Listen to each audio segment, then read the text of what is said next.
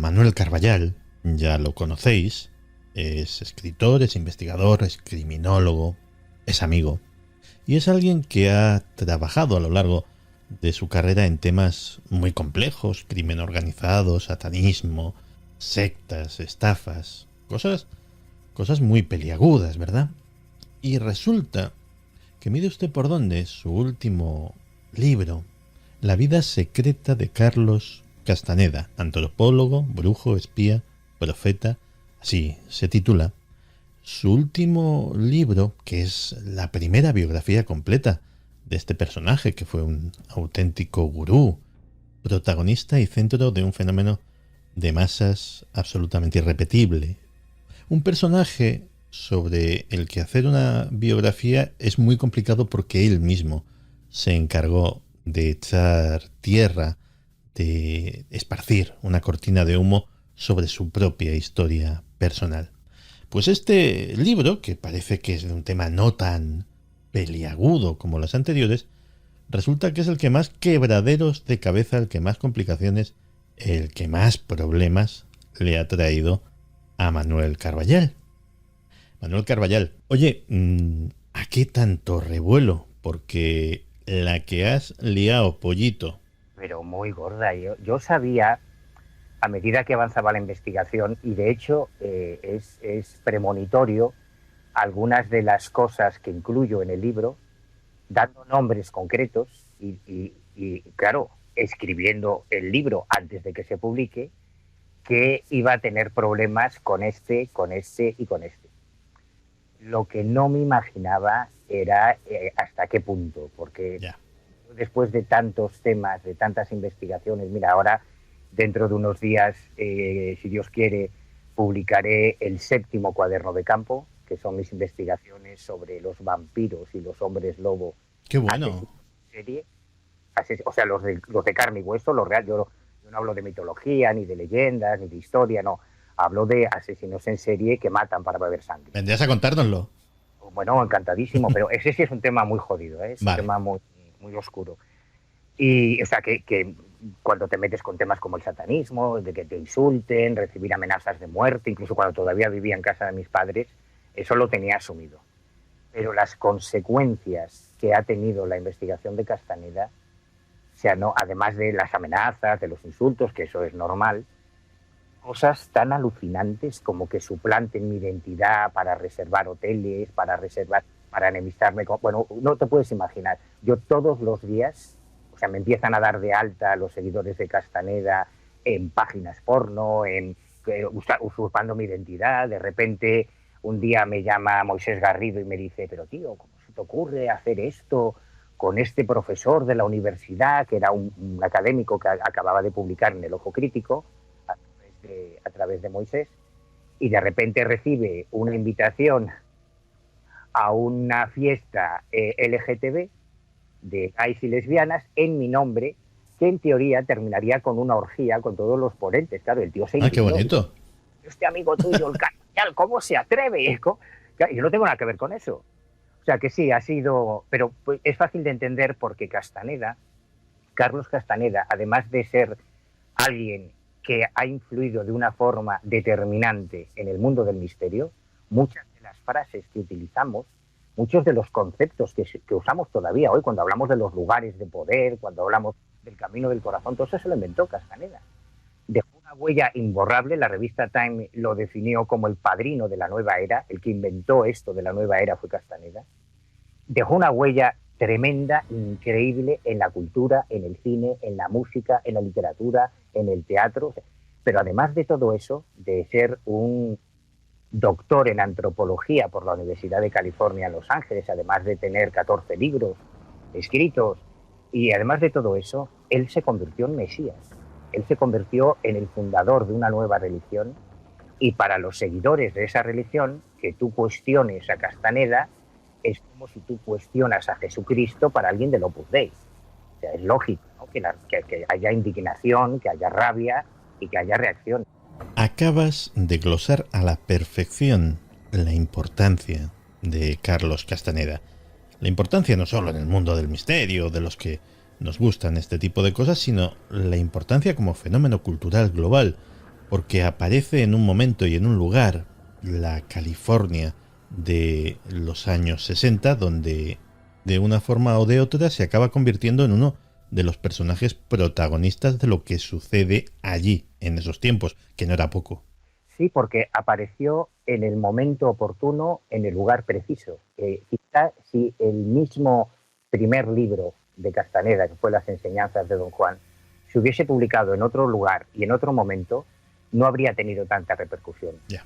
Pero esto es importante para entender esa explosión que supuso la llegada de Castaneda al mundo.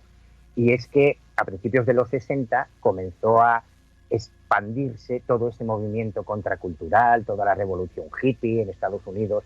Habían tenido la guerra de Vietnam, luego la guerra de Corea. Aparece el LSD, que cambió la vida de millones de jóvenes norteamericanos porque pensaron que el LSD era un atajo para llegar a la experiencia mística. Y en todo aquel momento de revolución cultural, cuando Timothy Leary funda su nueva escuela de pensamiento a través del LSD, que en aquellos primeros años 60 se podía comprar por correo, no estaba restringido, había médicos que recetaban el LSD. Entonces, claro, aquello era jauja. De repente no tenías ni que pasarte 8 horas al día meditando, ni haciendo posturas raras de yoga, ni tenías que peregrinar a la India como los Beatles. Tú te tomabas una pastillita de LSD y ibas a ver a Dios cara a cara.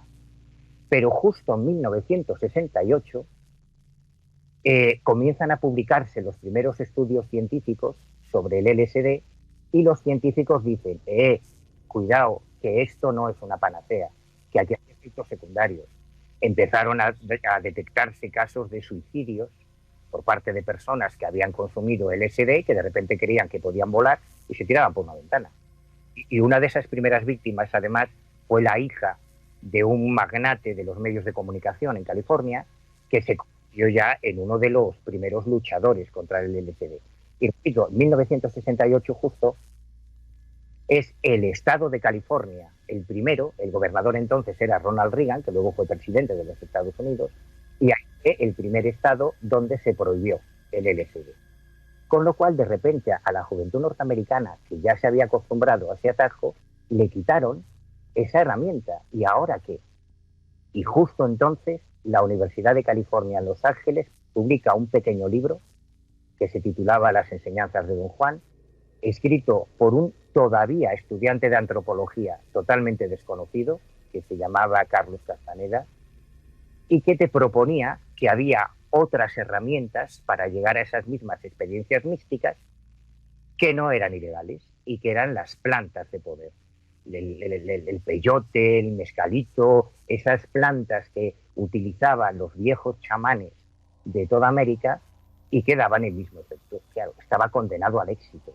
Fue una revolución.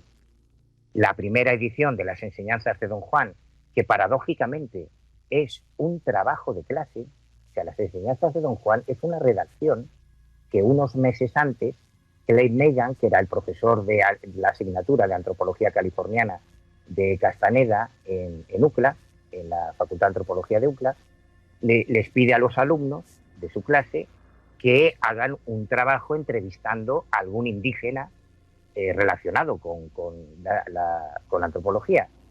De toda la clase, solamente 3 alumnos presentan un trabajo. Uno no se había molestado mucho, había entrevistado a un indio que trabajaba allí en el campus, camarero, tal. Oye, cuéntame algo de tu tribu. Otro había entrevistado a un mozo de cuadra que tenía en su rancho, que también era Sioux o lo que fuera, y Castaneda llega con una obra de arte, porque nadie puede negar que Castaneda escribía como Los Ángeles, que son las enseñanzas de Don Juan. Y Megan flipa tanto que le dice, mira, esto es demasiado bueno para que se quede aquí. Desarróllalo un poco y yo le propongo al departamento de publicaciones de la universidad que te lo publique. Claro, estamos hablando de un libro, como si te publica un libro la Universidad Complutense, imagínate. Da igual lo que digas. El marchamo de que haya sido editado por la universidad, eso ya le da una pátina de credibilidad que nadie va a cuestionar. Estos 2 elementos son cruciales para entender el pelotazo que supone las enseñanzas de Don Juan cuando se publica. Y hay un tercer elemento, que también es muy importante, que es Michael Korda. Michael Korda era un cazatalentos de una de las editoriales más importantes de Estados Unidos, Simon & Schuster, que se convertiría después, durante décadas, en la editorial de cabecera de Castaneda. En ese verano de 1968, Korda está en Los Ángeles buscando talentos, buscando nuevos autores para la editorial. Y él iba, lo cuenta en su propia autobiografía, él iba por las librerías de Los Ángeles, de Beverly Hills, preguntando, ¿y qué es lo que se está vendiendo ahora? Y en todas las librerías le decían lo mismo. Aquí lo que nos piden es el libro de un chaval, lo de chaval lo dejo entre comillas, porque ya tenía sus añitos entonces, de un chaval, de un estudiante de UCLA, que se llama Las enseñanzas de Don Juan, pero no te lo puedo enseñar porque es que se han agotado todos los ejemplares. Pues Korda busca desesperadamente hacerse con un ejemplar, lo consigue, lo lee en una noche, su olfato de editor le dice, esto es una bomba, Autolitos. y se pone en contacto con el Departamento de Publicaciones de UCLA para comprar los derechos.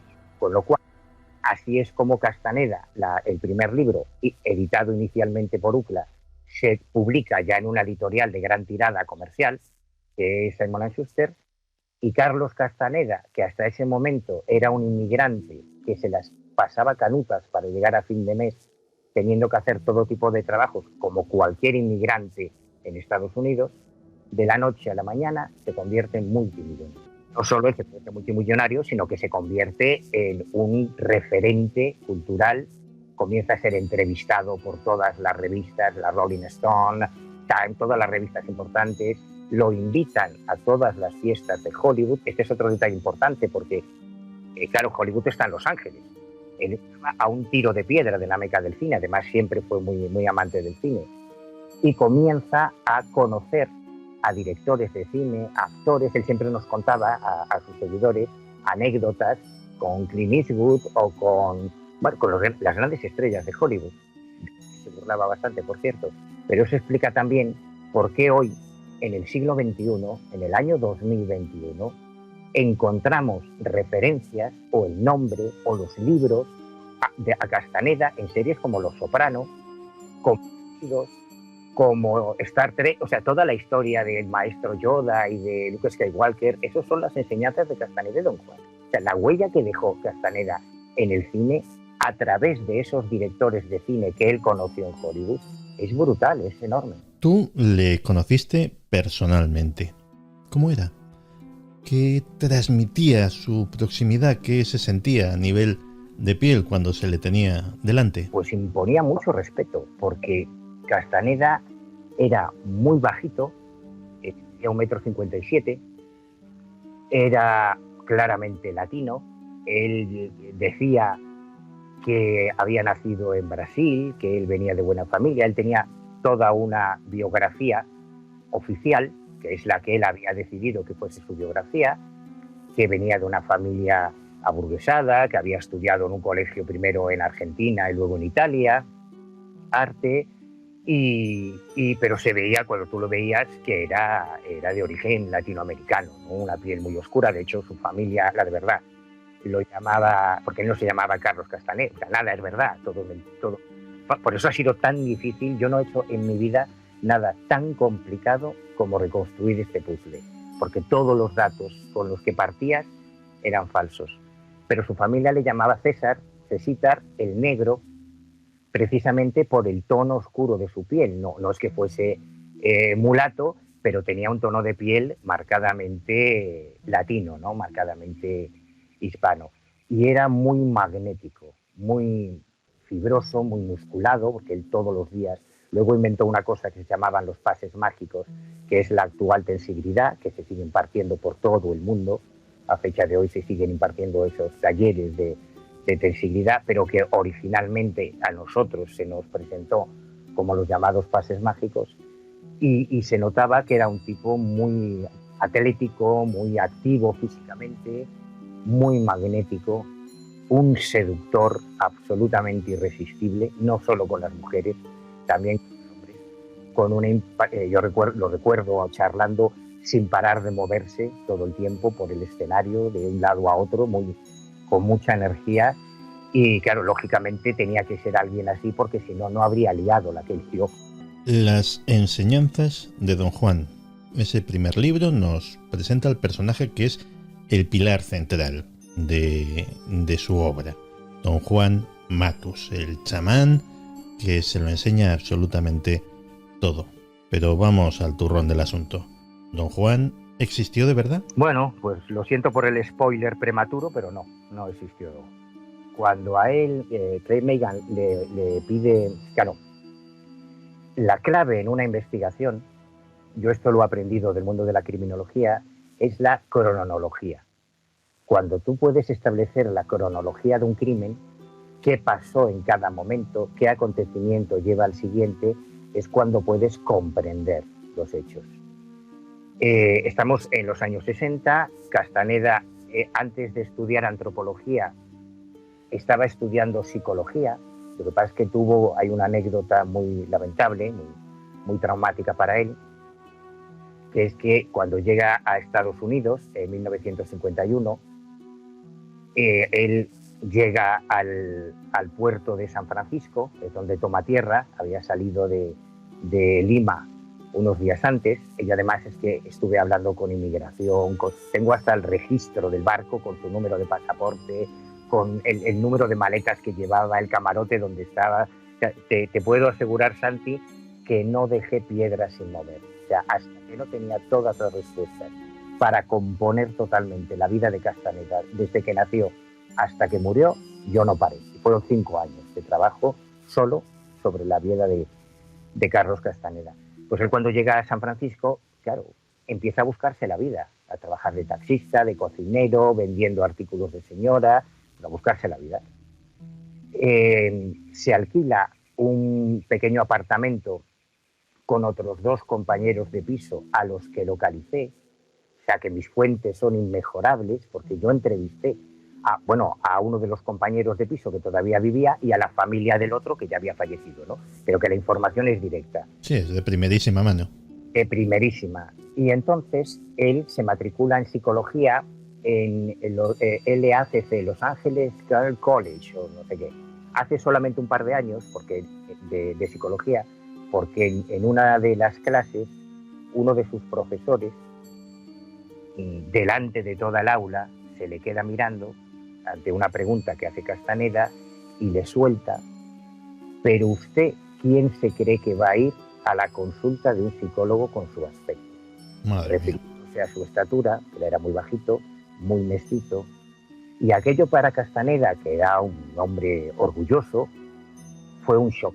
Entonces él deja en ese momento la escuela de psicología y es cuando se matricula en antropología en UCLA, que era una facultad recién abierta, todavía había muy pocos alumnos. A él siempre le había fascinado el mundo de la brujería, desde su patria chica, donde hay mucha brujería. De hecho, muchos de los episodios que él cuenta en sus libros, yo los he localizado en las tradiciones de brujería de su lugar de nacimiento.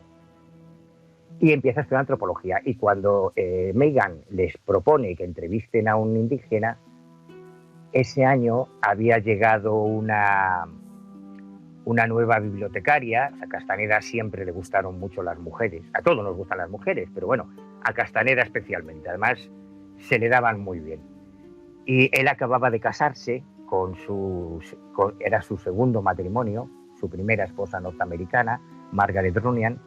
Acababa de casarse, pero llegó una bibliotecaria nueva a la Universidad de UCLA, Mary Joan Baker, que es una pieza clave en toda esta historia.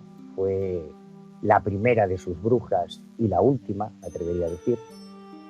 Y Mary Joan Baker le propone a Castaneda que cerca del rancho que ella tiene hay un brujo, un hechicero, un chamán que podía servirle para ese trabajo de clase. Y es el primero de los brujos que él conoce en Estados Unidos y la primera pieza de un puzzle que ahora conocemos como Don Juan Matus, que nunca existió, sino que son partes de distintos brujos.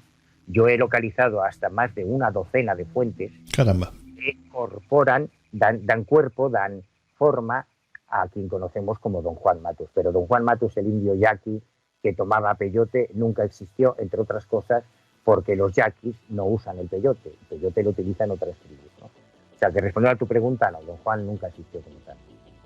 Pero ni Don Juan, ni Don Genaro, ni la Gorda, ni ninguno de los personajes que van apareciendo a lo largo de esta saga, que yo ya he identificado a todos, con nombre y apellido, porque todos están inspirados vagamente en personajes reales, pero nunca existieron como tales. ¿Y por qué? ¿De dónde viene esa obsesión por encubrirlo absolutamente todo? Encubrir hasta su propia biografía. Es fácil. Y ahora una de las cosas que quería tener claras, hay que ponerse en su lugar. Yo creo que Castaneda fue víctima de las propias circunstancias. Cuando tú eres un inmigrante, bueno, ya lo voy a decir, peruano, él había nacido en Cajamarca, que es una pequeña ciudad del norte de Perú, donde yo por fin, al final, durante la investigación, pude localizar a sus compañeros de colegio, pude localizar a su familia, la que queda viva, las notas que o sea, te puedo decir hasta las notas que sacaba en el colegio. Y después se fue a Lima, a la Escuela de Arte, también conseguí las notas de la Academia de Arte. Está todo absolutamente documentado. Pues cuando un inmigrante peruano, bajito, de piel muy oscura, llega a Estados Unidos, se tiene que buscar la vida malviviendo, haciendo cualquier tipo de trabajo para poder llegar a fin de mes. De la noche a la mañana encuentra cifras de 6 ceros en su cuenta bancaria. Hombre, eso tiene que embriagar un poco. Sobre todo porque para él fue un golpe de suerte. Él había hecho un trabajo para clase y, a ver, cuando a todos nos han pedido un trabajo para clase, pues hombre, tú a lo mejor exageras un poco, porque tú lo único que quieres es que te pongan una buena nota. Lógico. Era lo único que él quería. Él simplemente quería que el profesor Meighan le aprobase ese semestre con nota, pero se le fue de las manos. Cuando la editorial de la universidad publica su libro, él dice, coño, pues esto para mi currículum es estupendo. Vale, no pasa nada.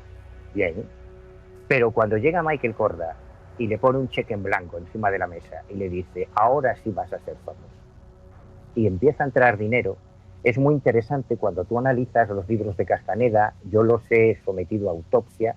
O sea, mi libro, la primera mitad es, digamos, que una radiografía de la versión oficial de Castaneda, y la otra mitad es la verdad. Son los hechos, como suele ocurrir con casi todo, ¿no? Está la versión oficial y luego ya está la verdad. Pues cuando tú analizas los libros de Castaneda, ese primer libro y el segundo y el tercero terminan con Castaneda diciendo, y hasta aquí llegaron las enseñanzas, no hay nada más que pueda, se acabó, fin. Claro, pero el primer éxito supone mucho dinero para Castaneda, pero mucho más dinero para la editorial. Y entonces Korda le dice, mira, tío, no lo puedes dejar así, hay que hacer una segunda parte. Autolitus Channel. Tú cuenta lo que quieras, pero hay que hacer una segunda parte. Y Castaneda hace un segundo libro, que termina exactamente igual. Y hasta aquí llegaron las enseñanzas, se acabó, no hay nada más. Pero claro, Korda le dice, yo, este ha ido mejor todavía que el anterior. Tienes que hacer un tercero, por favor. Esto no lo podemos dejar así. Y Simon & Schuster publica, que yo lo he comprado, lo conservo, una trilogía con las obras completas de Carlos Castaneda en un pack de cartón, porque se suponía que ya era el fin de la obra, era una trilogía, pues ya está, se acabó, hasta aquí llegamos. Pero es que seguía dando dinero. Y luego llegaron las traducciones, porque Castaneda tiene mucho mérito, que siendo peruano, él escribió sus libros originalmente en inglés. Inicialmente se publicaron en Estados Unidos y ante el éxito que tuvieron tardaron mucho en publicarse en castellano, porque México estaba acojonado. Los mexicanos, que es donde se publicó la primera versión en castellano, tenían miedo de que se les fuera de las manos, porque como tuvo tanto éxito, de repente empezaron a producirse oleadas de inmigración, en este caso al revés. Afortunadamente Trump no había construido todavía el muro, y miles de jóvenes norteamericanos cruzaban a México para buscar a Don Juan Matus o para buscar a cualquier chamán que les diese peyote o lo que fuese, ¿no? y aquello era un conflicto, era un problema de seguridad. Entonces tardaron mucho en publicarse los libros en castellano, pero cuando se publican, encima el prólogo lo hace Octavio Paz, Bueno, que fue premio Nobel.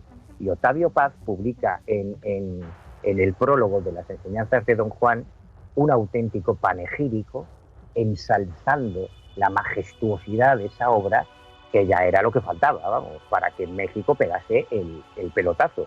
Así que aquello seguía dando dinero. Y el cuarto libro, Castaneda ahí tiene un antes y un después, porque él había escrito 3, pero el cuarto, claro, siguen ocurriendo cosas y además las he documentado absolutamente todo lo que ocurrió esos años. Castaneda, que todavía era un estudiante de antropología, era un estudiante. Ante el peso mediático que tenía su nombre, le dan un despacho y empieza a dar clases sin haber terminado la carrera. Entonces Castaneda, recuerdo que en una de las cartas que le escribe a Margaret Runyan, su segunda esposa, la primera americana, le dice que él lo único que quería es que le respetasen, que le tomasen en serio. Él estaba muy traumatizado por la experiencia con aquel profesor de psicología que te comenté y por su primer encuentro con Timothy Leary, porque él fue a visitar a Timothy Leary como si fuese a ver a Jesucristo, y Timothy Leary se burló de él, de su fe, y entonces tuvo ahí 2 situaciones muy complicadas. Entonces Castaneda lo único que quería era terminar la carrera y poder poner delante de su nombre doctor, que es lo que consiguió al final. Y su cuarto libro es su tesis doctoral.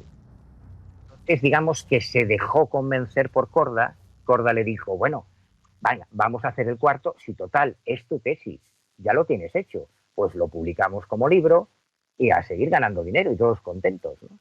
Y este libro, que todavía hoy, porque yo lo consulté en UCLA, se conserva como la tesis doctoral de Carlos Castaneda, es esa obra de arte maravillosa que es Viaja Ixtlán, que es una auténtica maravilla. Ixtlán, por cierto, es el nombre de la productora de algún conocido director de Hollywood, para que veas hasta qué punto les influyó. Y Castaneda publica su cuarto libro, y a partir de su cuarto libro cambia todo.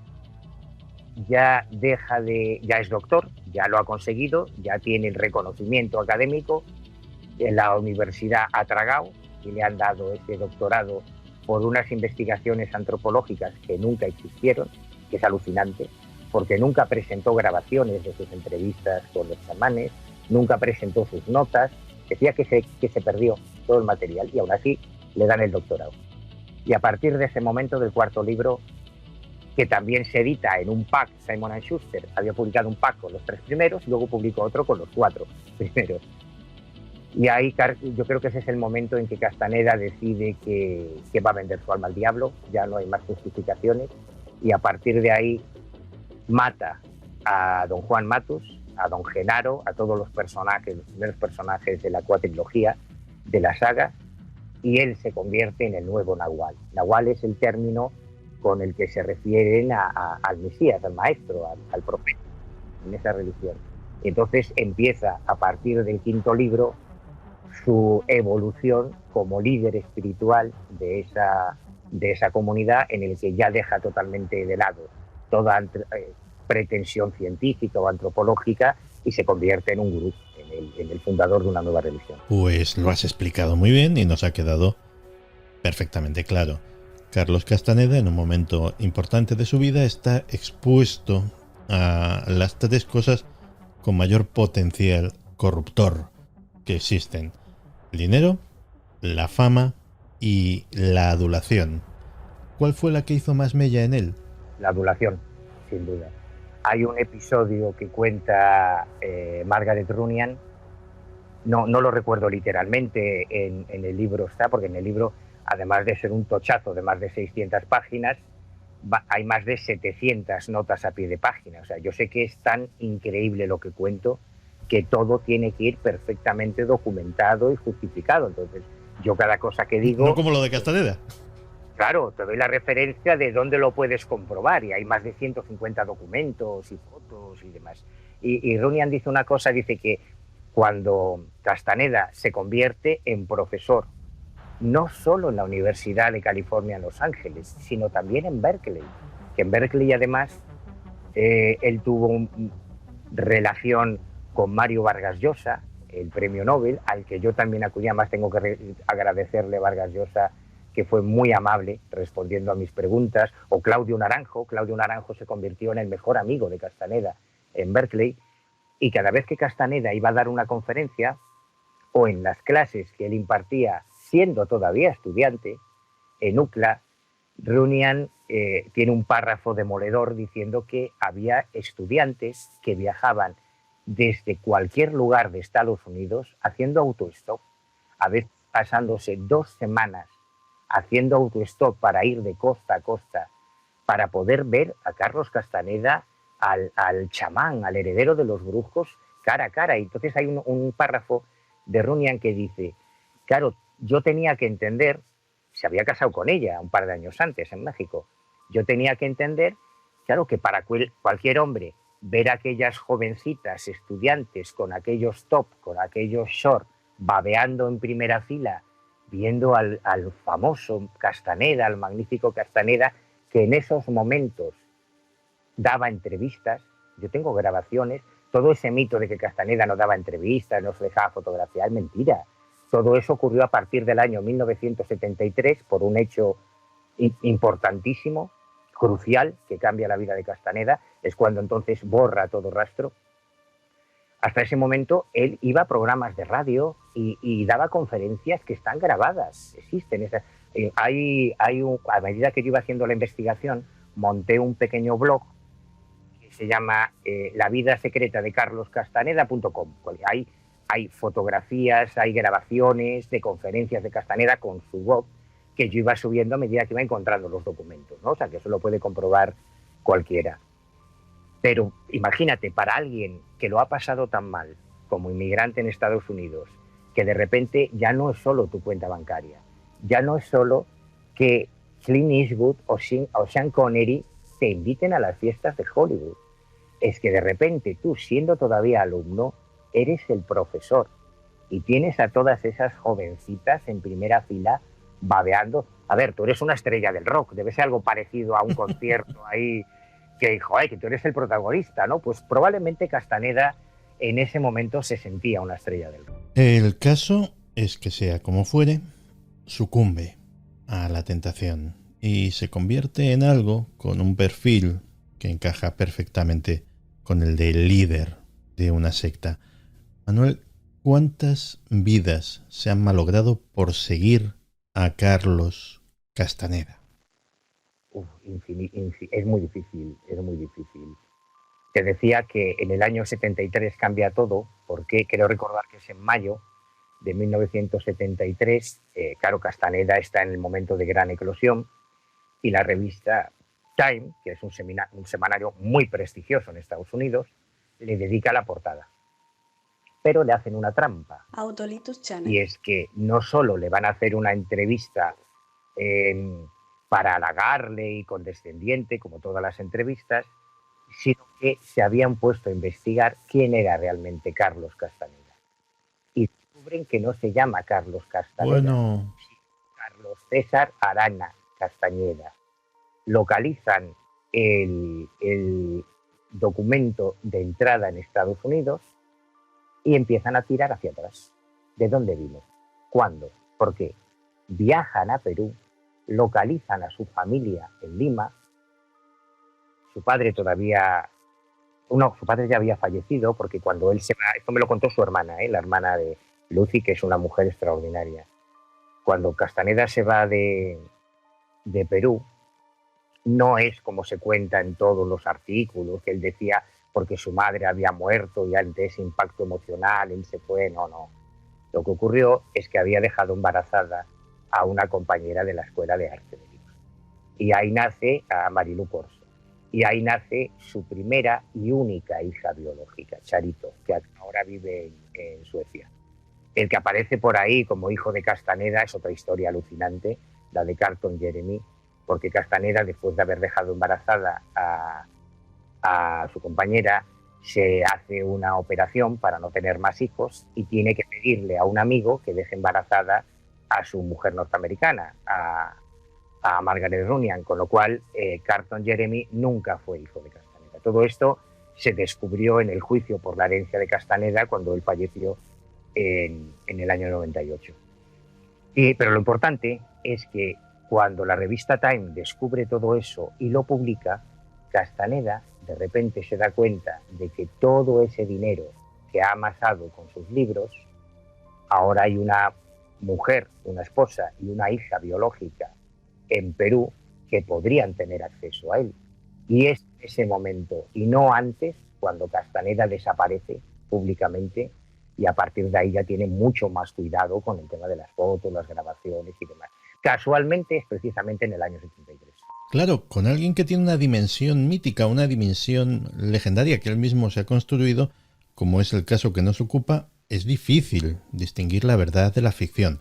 Por ejemplo, siempre se ha dicho que Carlos Castaneda fue espía, que trabajó para la CIA. Hostia, pues eso fue una de las cosas donde yo perdí más tiempo, porque efectivamente yo me encontré con un par de referencias.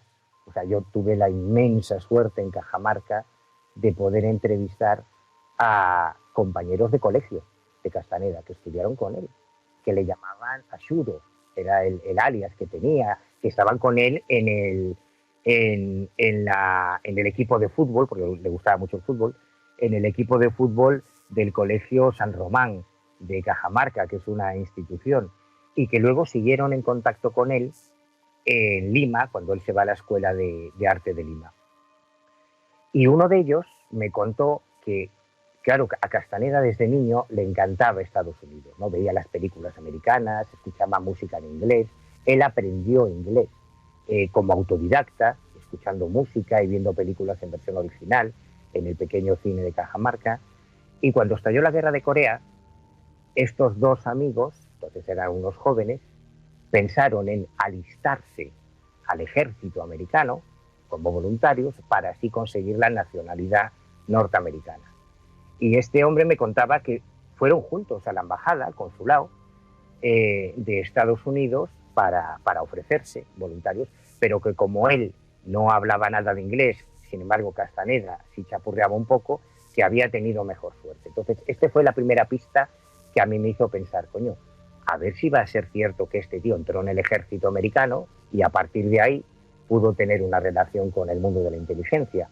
La segunda vino por parte de uno de esos compañeros de piso que él tuvo en Estados Unidos, un costarricense que sí había servido en el ejército norteamericano y que aseguraba haber coincidido con Castaneda en el ejército. Entonces yo te aseguro, Santi, que moví cielo y tierra, escribía los archivos norteamericanos, escribía a la CIA, escribía al FBI, que me contestaron, por cierto. Mira. Escribía a todos los registros oficiales para ver si existía alguna constancia de que Castaneda hubiese pertenecido al ejército o a alguna unidad de inteligencia. Y nada, que no, ni de lejos, que nunca estuvo en el ejército. Entonces pensé, bueno, si era espía, no tenía por qué haber sido a través del ejército. Y cuando en 2017, estando yo en plena investigación, se desclasifican esos más de 3 millones de documentos de la CIA a los que podemos acceder en la página web, pues te puedes imaginar que la primera búsqueda que yo hice fue Carlos Castaneda. Claro. Y había muchas referencias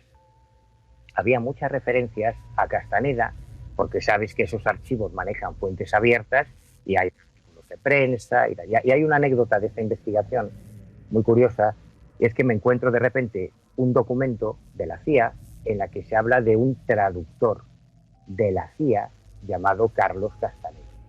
Entonces, lo he encontrado, por fin, después de tantos meses persiguiendo esto, me pongo a investigar y no, resulta que era un peruano que se llamaba también Carlos Castañeda y que efectivamente fue espía de la CIA en Cuba y traductor para los americanos.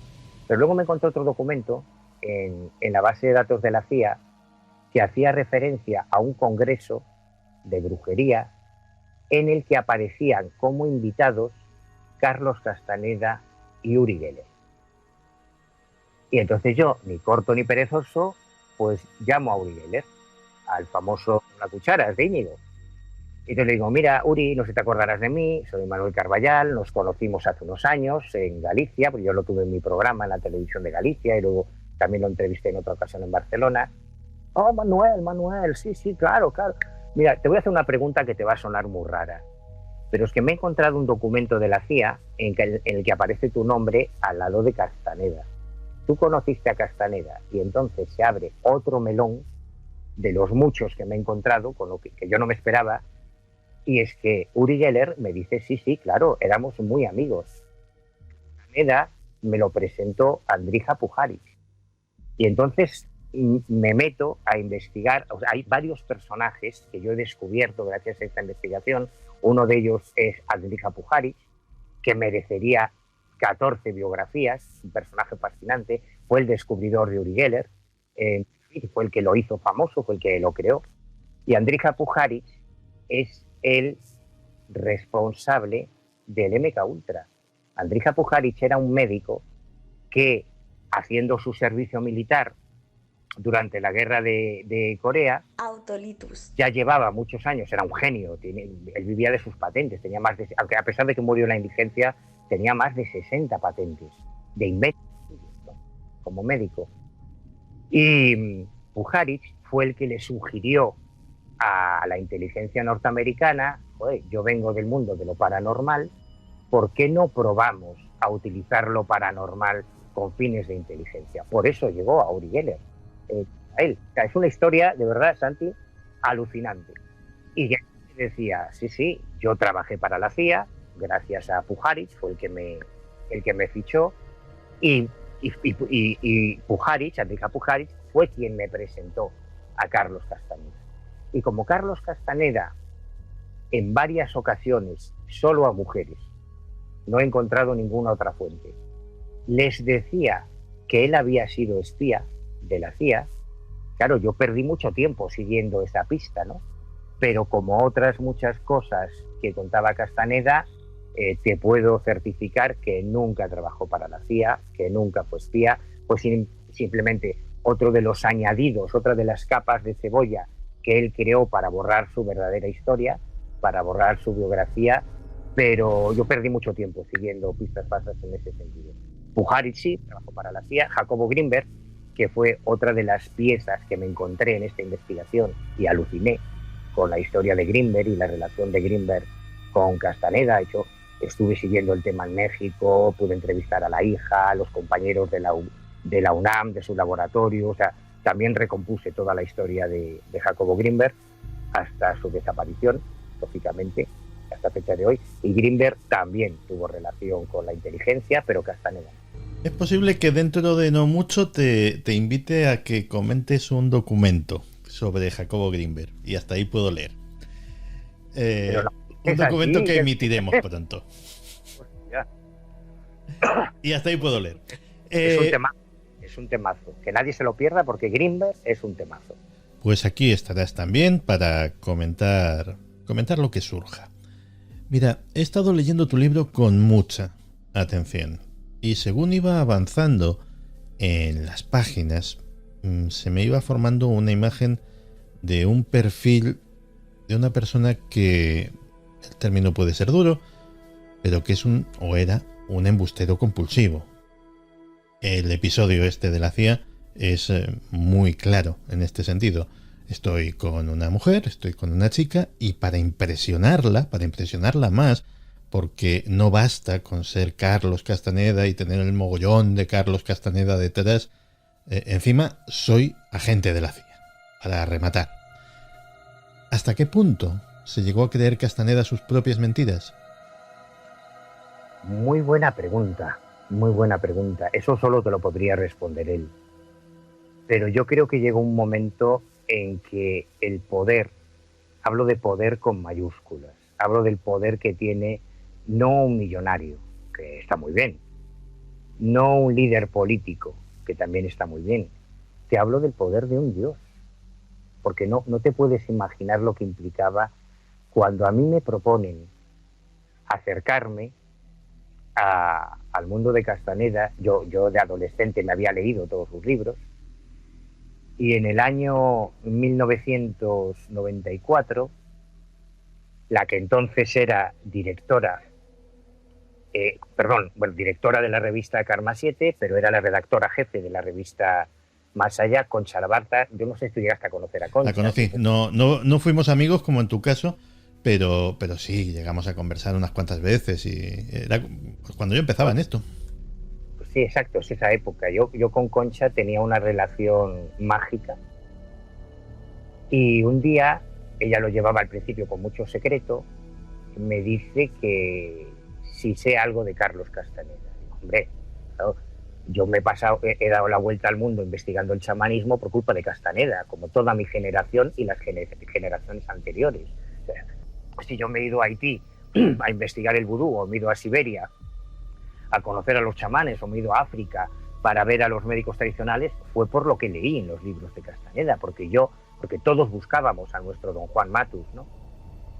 Y entonces me revela que ella no solo conoce personalmente a Castaneda y a sus brujas, a Florinda Donner, a Taisa Velar, a Carol Dix, que son personajes clave también en esta trama, sino que ella es la responsable del grupo de discípulos de Castaneda en España. Y me dice si le quiero conocer. Pues imagínate. Como si a ti te preguntan si quieres conocer a Jim Morrison. O sea, se me hace el culo pesicola. Y entonces me dice que la próxima vez que Castaneda venga a España con sus brujas, que me va a invitar. Va a haber una reunión secreta, digamos, que se celebró en Majadahonda, en un restaurante de Majadahonda. Y fuimos Javier Sierra y yo, que siempre íbamos juntos, éramos como tipizape. Nos invitó a los dos, éramos unas 50 personas. Y Castaneda hablaba y mientras las brujas, sus brujas, iban paseando, observándonos. En teoría estaban viendo nuestro cuerpo energético, que es uno de los conceptos de su mundo, de esta película de Castaneda. Y cuando termina la reunión, muy bien, cada uno se va a su casa, yo me vuelvo a Galicia. Entonces me llama Concha y me dice que las brujas han expresado interés en que yo continúe dentro. Que yo a partir de ese momento tengo que hacer la recapitulación, empezar con la tensibilidad, bueno, una serie de pasos para entrar dentro del mundo de Castaneda, ¿no? Con lo cual, yo estoy hablando de un tema que conozco de primera mano, que no me lo han contado, no lo he leído en libros. Y a Concha, ella es la responsable de este libro, a ella está dedicado, porque fue quien me introdujo a mí. Y para Concha, Castaneda era alguien sobrenatural, era como Jesucristo, o sea, no era humano, era otra cosa, que es lo que nos parecía a todos. Cualquier cosa que él decía, nadie la cuestionaba. De hecho, tengo una anécdota que comento en el libro, y es que cuando él termina, esto suele ocurrir cuando tú estás en presencia de alguien que admiras muchísimo, ¿no? Cuando él termina la charla, pregunta si alguien quiere hacer alguna pregunta, si alguien quiere preguntar algo. Y lo que suele ocurrir, que todo el mundo se calla. Pues yo pregunté. Yo levanté la mano para preguntarle, además, muy insistentemente por el tema ovni, ya ves, fricadas mías, que se le ocurre preguntarle a Castaneda por los ovnis. Y yo me imagino, yo creo que fue ese atrevimiento lo que a las brujas les gustó. Dijeron, mira, este tío tiene más cara que espalda, vamos a ver a dónde está dispuesto a llegar, porque si no, no me lo explico, ¿no? Mi cuerpo energético tiene que ser una mierda. O sea que por mi cuerpo energético, por mi huevo energético, seguro que no es. Pero así es como yo entro dentro del mundo de Castaneda durante varios años, absolutamente convencido de que era real. Y cualquier cosa que nos decía Castaneda, como por ejemplo, agárrate y no te caigas, que teníamos que ser célibes. Ahí va. Sí. Yo lo hubiese llevado mal, ¿eh? Todos lo llevamos mal. Pero es exactamente igual que si quieres ser sacerdote. O sea, si a ti te mola el rollo del cristianismo y quieres ser cura, pues no es una democracia, tú no puedes elegir, hay unas reglas. Si quieres ser monje, pues además del celibato, pues tienes que hacer voto de pobreza. Y si no, pues no seas monje. No vas a decir, no, es que yo quiero ser cartujo, pero quiero tener un Ferrari. Pues no, macho, esto no funciona así. Entonces, si querías entrar en el mundo de Castaneda, había que seguir acatar una serie de mandamientos que imponía él y nadie más, y que todos acatábamos. Eso implicó, y yo lo viví con matrimonios amigos que se rompieron, porque claro, para un matrimonio que se acaba de casar, que de repente Castaneda diga, pues se acabó lo de follar, hombre, eso trae consecuencias, sobre todo si solo uno de ellos entra dentro del mundo de Castaneda. Pero esto es un daño mínimo. Lo que quiero decir es que cualquier cosa, yo pongo un ejemplo en un momento determinado en el libro. Castaneda era muy cruel, muy cruel. La explicación que él daba es que él quería ayudarnos a romper nuestra importancia personal, a romper con el ego, con lo cual Castaneda te podía humillar en público. De hecho, esto es lo que hizo que Jacobo Grinberg, no porque lo humillase a él, porque a Grinberg le dio mucha cera cuando Grinberg era una eminencia, era una personalidad en la Universidad de México con reconocimiento internacional. El problema vino cuando humilló a su hija. Ahí es donde Grinberg dijo, hasta aquí, hasta aquí. Y eso es lo que marcó la rotura de Grinberg con Castaneda. Pero al resto, Autolitus. o sea, Castaneda podría haberse subido a una mesa, bajarse la bragueta y ponerse a mear sobre todo nosotros y daríamos gracias, porque estaba intentando romper con nuestra importancia personal. Fíjate la perversión de esto. Es decir, tenía carta blanca para hacer lo que le diese la gana, porque cualquier cosa, cuando nos decía no se puede tomar chocolate, pues tú dejabas el chocolate. Cuando decía no se puede tomar baños, tienen que ser duchas, pues tú dejabas de tomar baños y tomabas duchas. O sea, yo me río cuando oigo a la gente hablar de las sectas. No tienen ni idea de lo que es una secta. Esto va más allá, porque estás cara a cara con la divinidad. Y con las brujas ocurría igual, como a las brujas nos las presentaban como seres sobrenaturales. Por ejemplo, la exploradora azul, claro, la exploradora azul supuestamente era un ser no humano que había llegado desde el más allá, que había encarnado en el cuerpo de una jovencita, a la que por cierto llegó a adoptar como su hija legal. Y es una historia terrible, es una de las que se suicidaron después cuando muere Castaneda, es una historia brutal, dramática. Claro, podía hacer cualquier cosa. Hay una anécdota muy simpática dentro del dramatismo, cuando él comienza a hablar de los dobles, que es una figura que aparece ya en uno de sus libros más avanzados, porque claro, cuando tú conoces la cronología, cuando tú conoces su vida y la comparas con sus libros, te das cuenta de dónde viene cada cosa. Él, cuando ya se hace multimillonario, rompe con su primera esposa norteamericana, luego se casará otras 3 veces, pero había metido en un embolado a Margaret Runyan, que era tener un hijo, que él adoptó legalmente, aunque tuvo que pedirle a un amigo que tuviese relaciones con su mujer, porque él en ese momento ya no podía tener hijos. Entonces, la historia es muy heavy. Rompen, pero siguen teniendo una relación por el tema del niño, porque como cualquier matrimonio que sea separado, ¿no? Y cuando él ya es millonario, cuenta Margaret que deciden volver a verse, aprovechando un viaje que él tenía que hacer a Nueva York. Se aloja en un buen hotel, invita a su exmujer a que le visite, y digamos que ese encuentro no acaba bien. Castaneda la humilla, hay una situación que ella relata muy, muy lamentable, y cuando unos meses después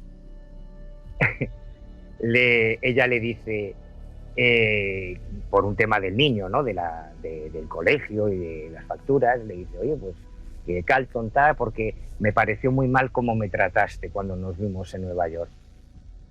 Castaneda dice, no, pero ese no era yo, ese sería otro. Digo, vas a ser otro, tío. O sea, eres mi marido, eras tú, quedé contigo. No, es que don Juan me creó un doble y hay un doble mío por ahí que no soy yo, es otro. Claro, esto te parecerá una coña, ¿no? De verdad, Santi. Yeah. Esto que él ya incluye después en su libro posterior, el tema del doble, hizo que gente de la universidad, que gente de Hollywood, cuando veía a Castaneda, llegasen a plantearse si sería el Castaneda real o sería su doble. Pero eso a él le permitía hacer cualquier cosa. O sea, yo me cruzo contigo por la calle, te pego una hostia y luego, perdona, Santi, no fui yo, fue mi doble. Yo estaba en La Coruña. Tú te das cuenta del poder que implica eso. Puedes hacer lo que te salga de las narices, lo que tú quieras. Eso es un poder, es una borrachera de poder que yo creo que es muy difícil de asumir para nadie.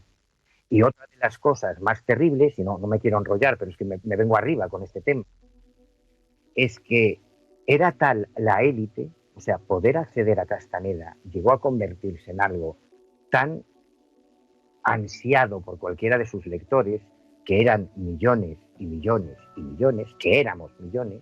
Bueno, hay anécdotas, la mujer de Vangelis, por ejemplo, Sí. la viuda de Vladimir Russos, llegó a dejarlo todo, o sea, estaba tan obsesionada con Castaneda para irse a Estados Unidos a buscarlo.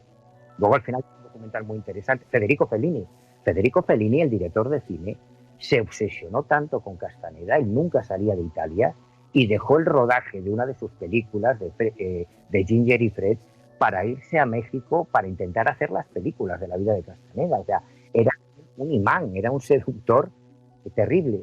Pues si tú querías entrar en el grupo, una de las cosas más perversas que él decía, y esto no lo he visto en ninguna secta, es que tenías que matar a tus padres. No en un sentido literal, sino que la vía del guerrero, el camino del guerrero, que es lo que nosotros nos involucrábamos, implicaba un proceso absolutamente solitario. Y el primer requisito es que tú rompieses con tu familia, con tus amigos, para irte con él, al pequeño ashram que él había montado en Los Ángeles, un pequeño núcleo donde vivían los elegidos, digamos.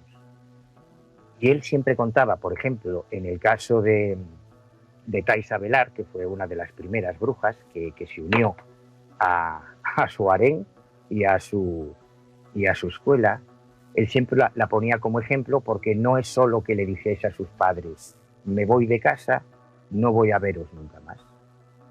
Es que ella llegó a golpear a su madre, o sea, una paliza a su madre, para dejarle claro que rompía toda relación familiar. Y esto él lo ponía, decía, fijaros cómo es esta bruja, qué valor tiene, porque lo hizo de verdad. Yo he localizado, en mi investigación, llegué a hablar con las familias de algunas de las brujas. Por ejemplo, Florinda, que era su favorita. Florinda era una belleza, Florinda Donner, que publicó varios libros, además, espectacular. Y su hermano me decía, cuando lo localicé en Venezuela, imagínate, me tuve que ir a Venezuela siguiendo la pista de Florinda Donner. Y su hermano me decía, claro, un día nos llama Florinda, a mamá y a mí, y nos dice que rompamos todas las fotos que tenemos de Florinda. O sea, tú imagínate que te llama tu hermano o tu primo y te dice, oye Santi, todas las cartas, todas las fotos que conservas míos, todos mis emails, bórralos. Y no voy a verte nunca más. Esto me lo contó su hermano. ¿Pero esto qué significa? Que en un momento determinado sus seguidoras, fundamentalmente mujeres, perdían todo vínculo con el resto de su vida y lo único que tenían era el Nagual y era Castaneda. No había más amigos, no había más familia, no había vecinos, solamente Castaneda y su mundo. Por eso es fácil entender que cuando Castaneda muere se quedaron en la nada. No es posible. Si este es el hombre que nos iba a llevar al otro lado, que nos iba a salvar del águila, que nos iba a llevar al más allá, ¿cómo puede haber muerto? Y esa es la razón, lo que explica que la única salida que le quedó a varias de ellas, como Florinda, como la exploradora Azul, como otras, fue quitarse la vida, porque ya no tenía sentido, es que ya no había un pasado, habían transcurrido, en el caso de algunas de las brujas, 10, 15, 20 años después de haber roto de sus familias, con sus familias. Más con lo que significa cuando ellas se enteran de que su padre ha muerto, de que su madre ha muerto, y no van a ir al entierro porque ya no tienen relación con esa gente. Ellos son humanos, y el término humano se utilizaba despectivamente. O sea, es una historia brutal, una historia terrorífica. Desde luego, es una historia terrorífica y está contada maravillosamente en este libro, en esta vida secreta de Carlos Castaneda, donde aparte de todo esto, bueno, es algo para disfrutarlo, porque se va desglosando minuciosamente no solamente todo el puzzle, toda la investigación, sino todo el desarrollo de algo que fue una fantasía monumental. Y en el fondo es un libro que demuestra que Carlos Castaneda era un mago. Era un mago o un ilusionista. Pero el caso es que jugaba con la realidad. El libro merece mucho la pena. Merece mucho la pena leerlo. Manuel Carballal, muchísimas gracias. Al contrario, muchísimas gracias a ti por darme voz. Muchas gracias. Hombre, no, la voz para el que la merece, y tú la mereces mucho. Un abrazote, gracias a ti.